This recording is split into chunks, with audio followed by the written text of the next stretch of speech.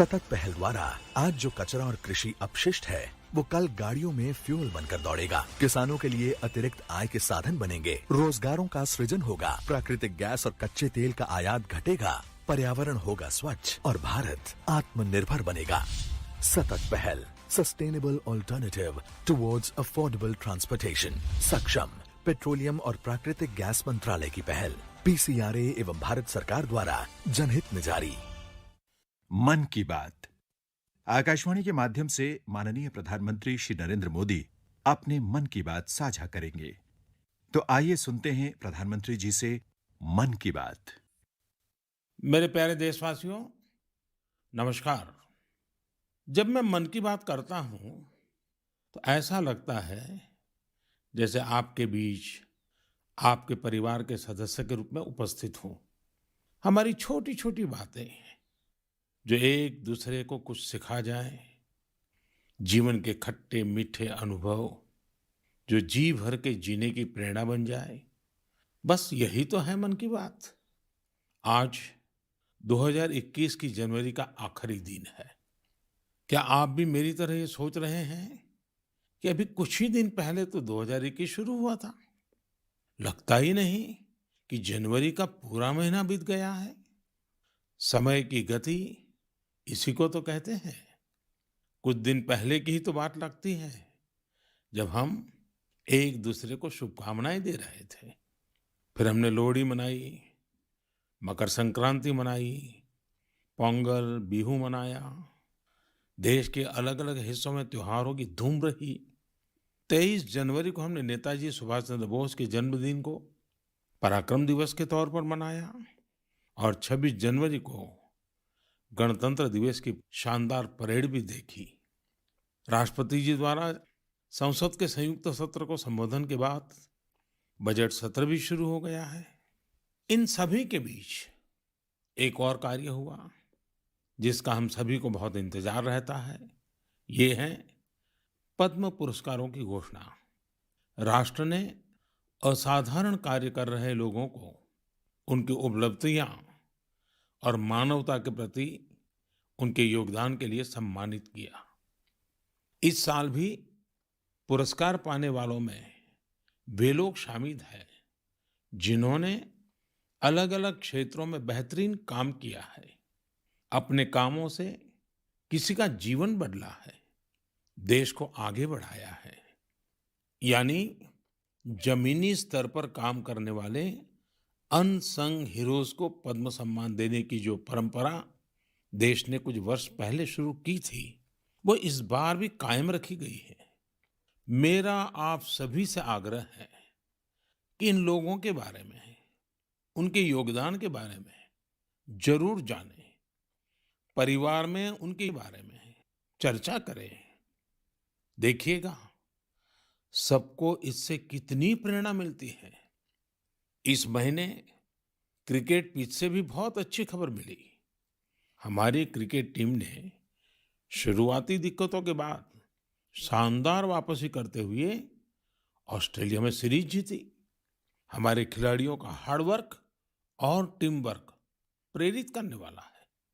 इन सब के बीच दिल्ली में 26 जनवरी को तिरंगा का अपमान देख देश बहुत दुखी भी हुआ। हमें आने वाले समय को नई आशा और नवीनता से भरना है। हमने पिछले साल असाधारण संयम और साहस का परिचय दिया। इस साल भी हमें कड़ी मेहनत करके अपने संकल्पों को सिद्ध करना है। अपने देश को और तेज गति से आगे ले जाना है। मेरे प्यारे देशवासियों, इस साल की शुरुआत के साथ ही कोरोना के खिलाफ हमारी लड़ाई को भी करीब करीब 1 साल पूरा हो गया है।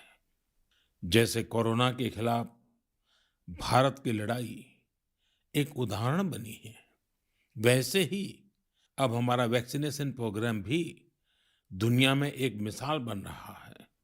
आज भारत दुनिया का सबसे बड़ा कोविड वैक्सीन प्रोग्राम चला रहा है। आप जानते हैं और भी ज्यादा गर्व की बात क्या है? हम सबसे बड़े वैक्सीन प्रोग्राम के साथ ही दुनिया में सबसे तेज गति से अपने नागरिकों का वैक्सीनेशन भी कर रहे हैं। सिर्फ 15 दिन में भारत अपने 30 लाख से ज्यादा कोरोना वॉरियर का टीकाकरण कर चुका है, जबकि अमेरिका जैसे समृद्ध देश को इसी काम में 18 दिन लगे थे और ब्रिटेन को 36 दिन। साथियों, मेड इन इंडिया वैक्सीन आज भारत की आत्मनिर्भरता का तो प्रतीक है ही, भारत के आत्मगौरव का भी प्रतीक है। नमो ऐप पर यूपी से भाई हिमांशु यादव ने लिखा है कि मेड इन इंडिया वैक्सीन से मन में एक नया आत्मविश्वास आ गया है। मदुरई से कीर्ति जी लिखती हैं कि उनके कई विदेशी दोस्त उनको मैसेज भेजकर भारत का शुक्रिया अदा कर रहे हैं। कीर्ति जी के दोस्तों ने उन्हें लिखा है कि भारत ने जिस तरह कोरोना से लड़ाई में दुनिया की मदद की है, उससे भारत के बारे में उनके मन में इज्जत और भी बढ़ गई है। कीर्ति जी, देश का ये गौरवगान सुनकर मन की बात के श्रोताओं को भी गर्व होता है। आजकल मुझे भी अलग अलग देशों के राष्ट्रपति और प्रधानमंत्रियों की तरफ से भारत के लिए ऐसे ही संदेश मिलते हैं। आपने भी देखा होगा, अभी ब्राजील के राष्ट्रपति ने ट्वीट करके जिस तरह से भारत को धन्यवाद दिया है, वो देखकर हर भारतीय को कितना अच्छा लगा। हजारों किलोमीटर दूर दुनिया के दूर सुदूर कोने के निवासियों को रामायण के उस प्रसंग की इतनी गहरी जानकारी है, उनके मन पर गहरा प्रभाव है। ये हमारी संस्कृति की विशेषता है। साथियों, इस वैक्सीनेशन कार्यक्रम में आपने एक और बात पर अवश्य ध्यान दिया होगा। संकट के समय में भारत दुनिया की सेवा इसलिए कर पा रहा है क्योंकि भारत आज दवाओं और वैक्सीन को लेकर सक्षम है, आत्मनिर्भर है। यही सोच आत्मनिर्भर भारत अभियान की भी है। भारत जितना सक्षम होगा, उतनी ही अधिक मानवता की सेवा करेगा, उतना ही अधिक लाभ दुनिया को होगा। मेरे प्यारे देशवासियों, हर बार आपके ढेर सारे पत्र मिलते हैं। नमो ऐप और माय गॉव पर आपके मैसेजेस, फोन कॉल्स के माध्यम से आपकी बातें जानने का अवसर मिलता है। इन्हीं संदेशों में एक ऐसा भी संदेश है जिसने मेरा ध्यान खींचा। ये संदेश है बहन प्रियंका पांडे जी का। 23 साल की बेटी प्रियंका जी हिंदी साहित्य की विद्यार्थिनी है और बिहार के सिवान में रहती है। प्रियंका जी ने नमो ऐप पर लिखा है कि वो देश के 15 घरेलू पर्यटन स्थलों पर जाने के मेरे सुझाव से बहुत प्रेरित हुई थी। इसलिए 1 जनवरी को वो एक जगह के लिए निकली जो बहुत खास थी। वे जगह थी उनके घर से 15 किलोमीटर दूर देश के पहले राष्ट्रपति डॉक्टर राजेंद्र प्रसाद जी का पैतृक निवास। प्रियंका जी ने बड़ी सुंदर बात लिखी है कि अपने देश की महान विभूतियों को जानने की दिशा में उनका ये पहला कदम था। प्रियंका जी को वहां डॉक्टर राजेंद्र प्रसाद जी द्वारा लिखी गई पुस्तकें मिली, अनेक ऐतिहासिक तस्वीरें मिली। वाकई प्रियंका जी, आपका यह अनुभव दूसरों को भी प्रेरित करेगा। साथियों, इस वर्ष से भारत अपनी आजादी के 75 वर्ष का समारोह अमृत महोत्सव शुरू करने जा रहा है। ऐसे में यह हमारे उन महानायकों से जुड़ी स्थानीय जगहों का पता लगाने का बेहतरीन समय है जिनकी वजह से हमें आजादी मिली। साथियों, हम आजादी के आंदोलन और बिहार की बात कर रहे हैं तो मैं नमो ऐप पर ही की गई एक और टिप्पणी की भी चर्चा करना चाहूंगा। मुंगेर के रहने वाले जयराम विप्लव जी ने मुझे तारापुर शहीद दिवस के बारे में लिखा है। 15 फरवरी 1932 को देशभक्तों की एक टोली के कई वीर नौजवानों की अंग्रेजों ने बड़ी ही निर्ममता से हत्या कर दी थी। उनका एकमात्र अपराध यह था कि वे वंदे मातरम और भारत माँ की जय के नारे लगा रहे थे। मैं उन शहीदों को नमन करता हूँ और उनके साहस का श्रद्धापूर्वक स्मरण करता हूँ। मैं जयराम विप्लव जी को धन्यवाद देना चाहता हूँ। वे एक ऐसी घटना को देश के सामने लेकर आए जिस पर उतनी चर्चा नहीं हो पाई जितनी होनी चाहिए थी। मेरे प्यारे देशवासियों, भारत के हर हिस्से में, हर शहर, कस्बे और गांव में आजादी की लड़ाई पूरी ताकत के साथ लड़ी गई थी। भारत भूमि के हर कोने में ऐसे महान सपूतों और वीरांगनाओं ने जन्म लिया जिन्होंने राष्ट्र के लिए अपना जीवन न्योछावर कर दिया।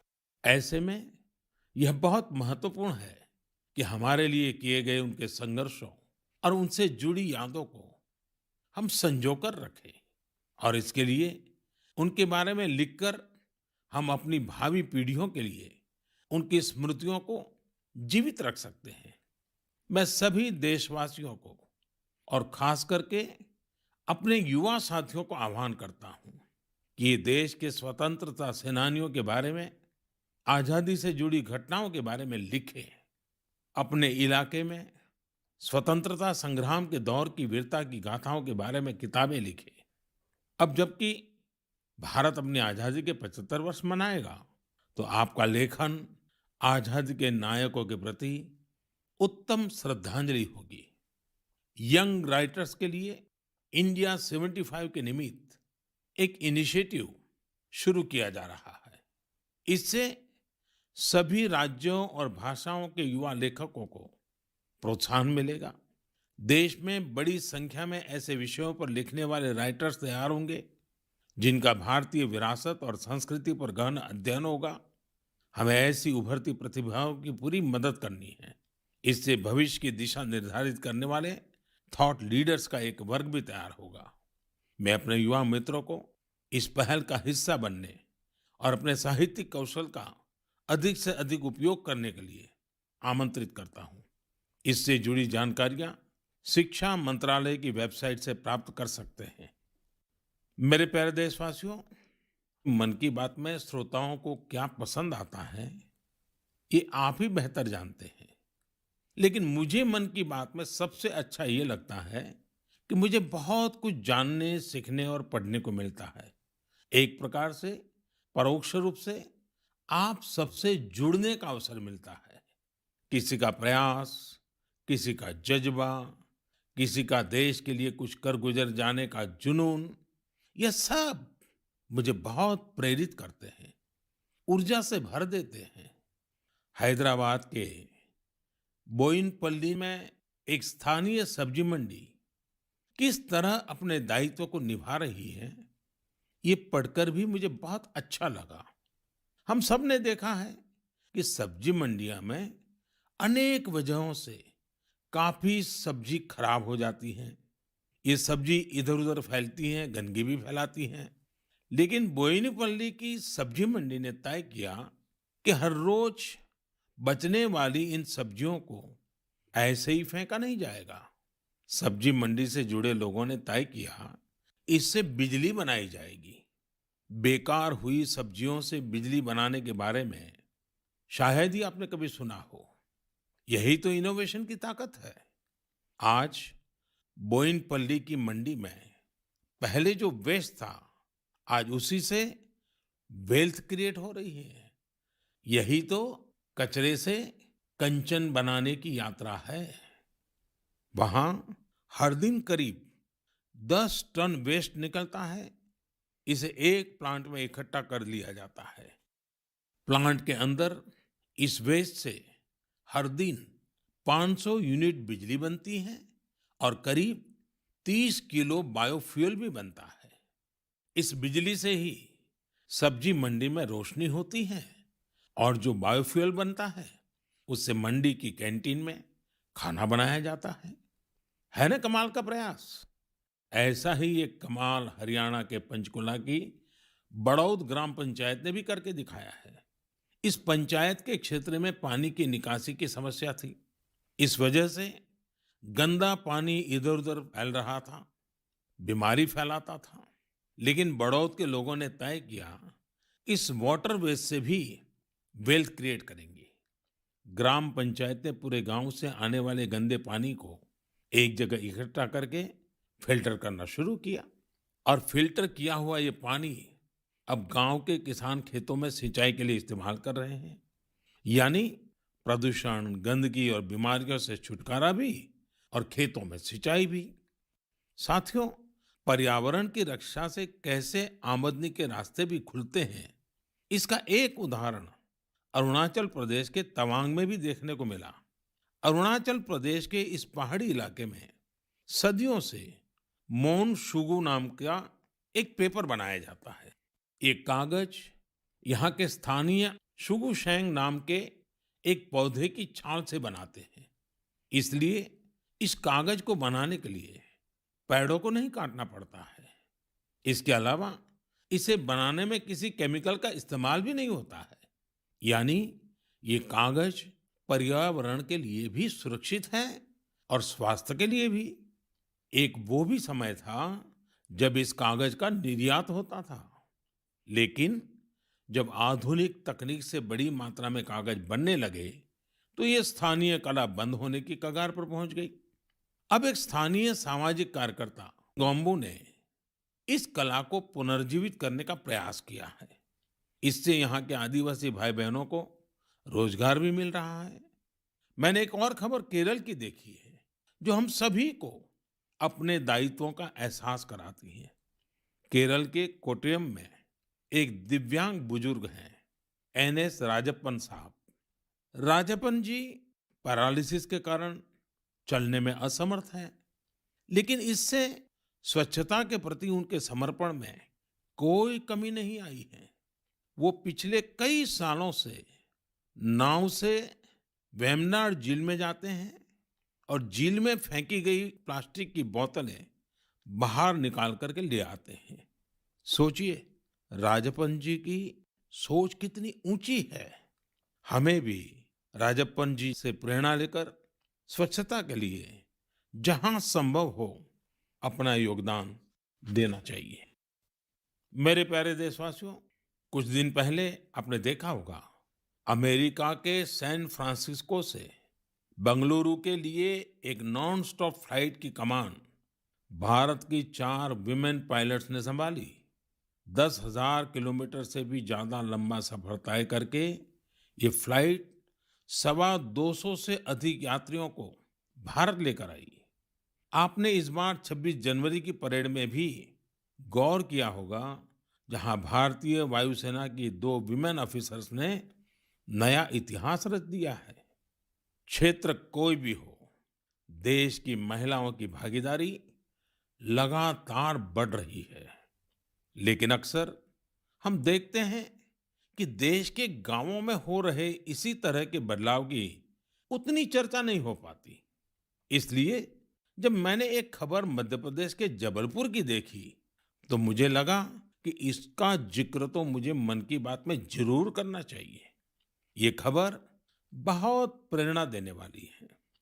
जबलपुर के चिचगांव में कुछ आदिवासी महिलाएं एक राइस मिल में दिहाड़ी पर काम करती थी। कोरोना वैश्विक महामारी ने जिस तरह दुनिया के हर व्यक्ति को प्रभावित किया, उसी तरह ये महिलाएं भी प्रभावित हुई। उनकी राइस मिल में काम रुक गया। स्वाभाविक है कि इससे आमदनी की भी दिक्कत आने लगी। लेकिन ये निराश नहीं हुई। इन्होंने हार नहीं मानी। इन्होंने तय किया कि ये साथ मिलकर अपनी खुद की राइस मिल शुरू करेगी। जिस मिल में ये काम करती थी, वो अपनी मशीन भी बेचना चाहती थी। इनमें से मीना रहंगडाले जी ने सब महिलाओं को जोड़कर स्वयं सहायता समूह बनाया और सबने अपनी बचाई हुई पूंजी से पैसा जुटाया। जो पैसा कम पड़ा, उसके लिए आजीविका मिशन के तहत बैंक से कर्ज ले लिया। और अब देखिए, इन आदिवासी बहनों ने वही राइस मिल खरीद ली जिसमें वो कभी काम किया करती थी। आज वो अपनी खुद की राइस मिल चला रही हैं। इतने ही दिनों में इस मिल ने करीब 3 लाख रुपए का मुनाफा भी कमा लिया है। इस मुनाफे से मीना जी और उनकी साथी सबसे पहले बैंक का लोन चुकाने और फिर अपने व्यापार को बढ़ाने के लिए तैयारी कर रही हैं। कोरोना ने जो परिस्थितियां बनाई, उससे मुकाबले के लिए देश के कोने-कोने में ऐसे अद्भुत काम हुए हैं। मेरे प्यारे देशवासियों, अगर मैं आपसे बुंदेलखंड के बारे में बात करूं, तो वो कौन सी चीजें हैं जो आपके मन में आएगी? इतिहास में रुचि रखने वाले लोग इस क्षेत्र को झांसी की रानी लक्ष्मीबाई के साथ जोड़ेंगे। वहीं कुछ लोग सुंदर और शांत ओरछा के बारे में सोचेंगे। कुछ लोगों को इस क्षेत्र में पड़ने वाली अत्यधिक गर्मी की भी याद आ जाएगी। लेकिन इन दिनों यहाँ कुछ अलग हो रहा है, जो काफी उत्साहवर्धक है और जिसके बारे में हमें जरूर जानना चाहिए। पिछले दिनों झांसी में 1 महीने तक चलने वाला स्ट्रॉबेरी फेस्टिवल शुरू हुआ। हर किसी को आश्चर्य होता है, स्ट्रॉबेरी और बुंदेलखंड, लेकिन यही सच्चाई है। अब बुंदेलखंड में स्ट्रॉबेरी की खेती को लेकर उत्साह बढ़ रहा है और इसमें बहुत बड़ी भूमिका निभाई है झांसी की एक बेटी गुरलीन चावला ने। लॉ की छात्रा गुरलीन ने पहले अपने घर पर और फिर अपने खेत में स्ट्रॉबेरी की खेती का सफल प्रयोग कर ये विश्वास जगाया है कि झांसी में भी ये हो सकता है। झांसी का strawberry festival stay at home concept पर जोर देता है। इस महोत्सव के माध्यम से किसानों और युवाओं को अपने घर के पीछे खाली जगह पर या छत पर टेरेस गार्डन में बागवानी करने और स्ट्रॉबेरीज उगाने के लिए प्रोत्साहित किया जा रहा है। नई टेक्नोलॉजी की मदद से ऐसे ही प्रयास देश के अन्य हिस्सों में भी हो रहे हैं। जो स्ट्रॉबेरी कभी पहाड़ों की पहचान थी, वह अब कच्छ की रेतीली जमीन पर भी होने लगी हैं। किसानों की आय बढ़ रही है। साथियों, स्ट्रॉबेरी फेस्टिवल जैसे प्रयोग इनोवेशन की स्पिरिट को तो प्रदर्शित करते ही हैं, साथ ही यह भी दिखाते हैं कि हमारे देश का कृषि क्षेत्र कैसे नई टेक्नोलॉजी को अपना रहा है। साथियों, खेती को आधुनिक बनाने के लिए सरकार प्रतिबद्ध है और अनेक कदम उठा भी रही है। सरकार के प्रयास आगे भी जारी रहेंगे। मेरे प्यारे देशवासियों, कुछ ही दिन पहले मैंने एक वीडियो देखा। वह वीडियो पश्चिम बंगाल के वेस्ट मिदनापुर स्थित नया पिंगला गांव के एक चित्रकार सरमुद्दीन का था। वो प्रसन्नता व्यक्त कर रहे थे कि रामायण पर बनाई उनकी पेंटिंग 2 लाख रुपए में बिकी है। इससे उनके गांव वालों को भी काफी खुशी मिली है। इस वीडियो को देखने के बाद मुझे इसके बारे में और अधिक जानने की उत्सुकता हुई। इसी क्रम में मुझे पश्चिम बंगाल से जुड़ी एक बहुत अच्छी पहल के बारे में जानकारी मिली, जिसे मैं आपके साथ जरूर साझा करना चाहूंगा। पर्यटन मंत्रालय के रीजनल ऑफिस ने महीने के शुरू में ही बंगाल के गांवों में एक इनक्रेडिबल इंडिया वीकेंड गेटवे की शुरुआत की। इसमें पश्चिम मिदनापुर, बांकुरा, बीरभूम, पुरुलिया, पूर्व बर्धमान, वहां के हस्तशिल्प कलाकारों ने विजिटर्स के लिए हैंडीक्राफ्ट वर्कशॉप आयोजित की। मुझे यह भी बताया गया कि इनक्रेडिबल इंडिया वीकेंड गेटवे के दौरान हैंडीक्राफ्ट्स की जो कुल बिक्री हुई, वो हस्तशिल्पकारों को बेहद प्रोत्साहित करने वाली है। देश भर में लोग भी नए नए तरीकों से हमारी कला को लोकप्रिय बना रहे हैं। ओडिशा के राउरकेला की भाग्यश्री साहू को देख लीजिए।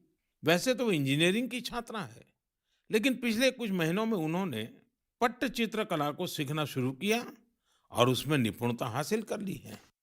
लेकिन क्या आप जानते हैं कि उन्होंने पेंट कहाँ किया? सॉफ्ट स्टोन्स पर। कॉलेज जाने के रास्ते में भाग्यश्री को ये सॉफ्ट स्टोन मिले। उन्होंने इन्हें एकत्र किया और साफ किया।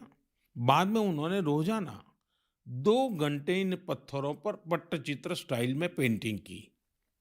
वह इन पत्थरों को पेंट कर उन्हें अपने दोस्तों को गिफ्ट करने लगी। लॉकडाउन के दौरान उन्होंने बोतलों पर भी पेंट करना शुरू कर दिया। अब तो वो इस आर्ट पर वर्कशॉप भी आयोजित करती हैं। कुछ दिन पहले ही सुभाष बाबू की जयंती पर भाग्यश्री ने पत्थर पर ही उन्हें अनोखी श्रद्धांजलि दी। मैं भविष्य के उनके प्रयासों के लिए शुभकामनाएं देता हूं। आर्ट एंड कलर्स के जरिए बहुत कुछ नया सीखा जा सकता है, किया जा सकता है। झारखंड के दुमका में किए गए एक ऐसे ही अनुपम प्रयास के बारे में मुझे बताया गया। यहाँ मिडिल स्कूल के एक प्रिंसिपल ने बच्चों को पढ़ाने और सिखाने के लिए गांव की दीवारों को ही अंग्रेजी और हिंदी के अक्षरों से पेंट करवा दिया। साथ ही उसमें अलग-अलग चित्र भी बनाए गए हैं। इससे गांव के बच्चों को काफी मदद मिल रही है। मैं ऐसे सभी लोगों का अभिनंदन करता हूं जो इस प्रकार के प्रयासों में लगे हैं। मेरे प्यारे देशवासियों, भारत से हजारों किलोमीटर दूर, कई महासागरों, महाद्वीपों के पार एक देश है जिसका नाम है चिले।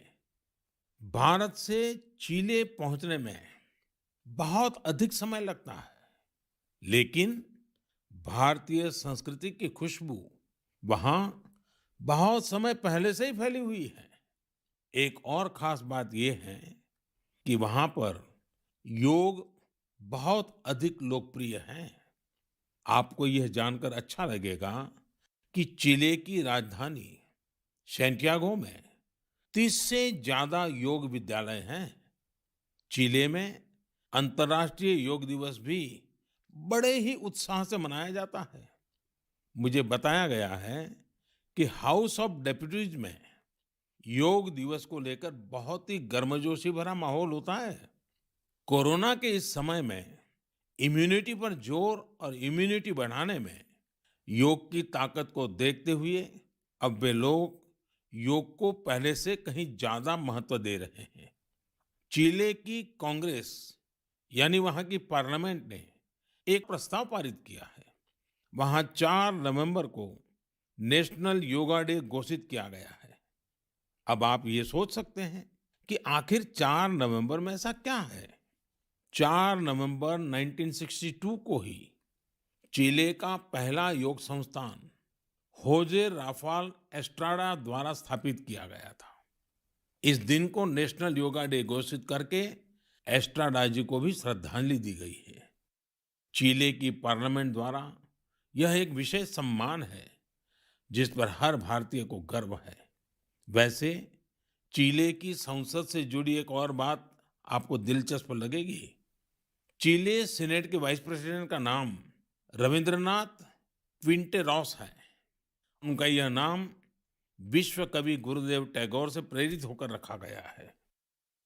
मेरे प्यारे देशवासियों, माय गॉव पर महाराष्ट्र के जालना के डॉक्टर स्वप्निल मंत्री और केरल के पलक्कड़ के प्रहलाद राजगोपाल ने आग्रह किया है कि मैं मन की बात में सड़क सुरक्षा पर भी आपसे बात करूं। इसी महीने 18 जनवरी से 17 फरवरी तक हमारा देश सड़क सुरक्षा माह यानी रोड सेफ्टी मंथ भी मना रहा है। सड़क हादसे आज हमारे देश में ही नहीं, पूरी दुनिया में चिंता का विषय है। आज भारत में रोड सेफ्टी के लिए सरकार के साथ ही व्यक्तिगत और सामूहिक स्तर पर कई तरह के प्रयास भी किए जा रहे हैं। जीवन बचाने के इन प्रयासों में हम सबको सक्रिय रूप से भागीदार बनना चाहिए। साथियों, आपने ध्यान दिया होगा, बॉर्डर रोड ऑर्गेनाइजेशन जो सड़कें बनाती हैं, उससे गुजरते हुए आपको बड़े ही इनोवेटिव स्लोगन्स देखने को मिलते हैं। This is highway not runway, या फिर be mister late than late mister. ये स्लोगन्स सड़क पर सावधानी बरतने को लेकर लोगों को जागरूक करने में काफी प्रभावी होते हैं। अब आप भी ऐसे ही इनोवेटिव स्लोगन्स या कैच फ्रेजेस माय गॉव पर भेज सकते हैं। आपके अच्छे स्लोगन्स भी इस अभियान में उपयोग किए जाएंगे। साथियों, रोड सेफ्टी के बारे में बात करते हुए मैं नमो ऐप पर कोलकाता की अपर्णा दास जी की एक पोस्ट की चर्चा करना चाहूंगा। अपर्णा जी ने मुझे फास्टैग प्रोग्राम पर बात करने की सलाह दी है। उनका कहना है कि फास्टैग से यात्रा का अनुभव ही बदल गया है। इससे समय की तो बचत होती ही है, टोल प्लाजा पर रुकने, कैश पेमेंट की चिंता करने जैसी दिक्कतें भी खत्म हो गई हैं। अपर्णा जी की बात सही भी है। पहले हमारे यहाँ टोल प्लाजा पर एक गाड़ी को औसतन 7 से 8 मिनट लग जाते थे, लेकिन फास्टैग आने के बाद ये समय औसतन सिर्फ 1.5-2 मिनट रह गया है। टोल प्लाजा पर वेटिंग टाइम में कमी आने से गाड़ी के ईंधन की बचत भी हो रही है। इससे देशवासियों के करीब 21,000 करोड़ रुपए बचने का अनुमान है। यानी पैसे की भी बचत और समय की भी बचत। मेरा आप सभी से आग्रह है कि सभी दिशा निर्देशों का पालन करते हुए अपना भी ध्यान रखें और दूसरों का जीवन भी बचाएं। मेरे प्यारे देशवासियों, हमारे यहाँ कहा जाता है, जल बिंदु निपातेन क्रमशः पूर्यते घटः। अर्थात एक एक बूंद से ही घड़ा भरता है। हमारे एक एक प्रयास से ही हमारे संकल्प सिद्ध होते हैं। इसलिए 2021 की शुरुआत जिन लक्ष्यों के साथ हमने की है, उनको हम सबको मिलकर ही पूरा करना है। तो आइए हम सब मिलकर इस साल को सार्थक करने के लिए अपने अपने कदम बढ़ाएं। आप अपना संदेश, अपने आइडियाज जरूर भेजते रहिएगा। अगले महीने हम फिर मिलेंगे। इति विदा, पुनर्मिलनाय। मन की बात आकाशवाणी के माध्यम से माननीय प्रधानमंत्री श्री नरेंद्र मोदी अपने मन की बातें साझा कर रहे थे। हम आपको बता दें कि माननीय प्रधानमंत्री के इस प्रसारण के बाद मन की बात के क्षेत्रीय भाषा में अनुवाद का प्रसारण आकाशवाणी और दूरदर्शन के संबद्ध प्रादेशिक केंद्रों से तथा संस्कृत भाषा में अनुवाद का प्रसारण आकाशवाणी दिल्ली के Indraprastha channel medium wave 366.3 metre अर्थात 819 किलोहर्ट्ज और एफएम गोल्ड 100.1 मेगाहर्ट्ज पर अभी किया जाएगा। मन की बात के क्षेत्रीय भाषाओं का पुनः प्रसारण आज रात 8 बजे आकाशवाणी के संबद्ध प्रादेशिक केंद्रों से और अंग्रेजी अनुवाद का प्रसारण आकाशवाणी दिल्ली के राजधानी चैनल मीडियम वेव 450.5 मीटर और एफएम रेनबो 102.6 मेगाहर्ट्ज पर किया जाएगा। यह कार्यक्रम आकाशवाणी के दिल्ली केंद्र से प्रसारित किया गया। ये आकाशवाणी दिल्ली है। लीजिए सुनिए माननीय प्रधानमंत्री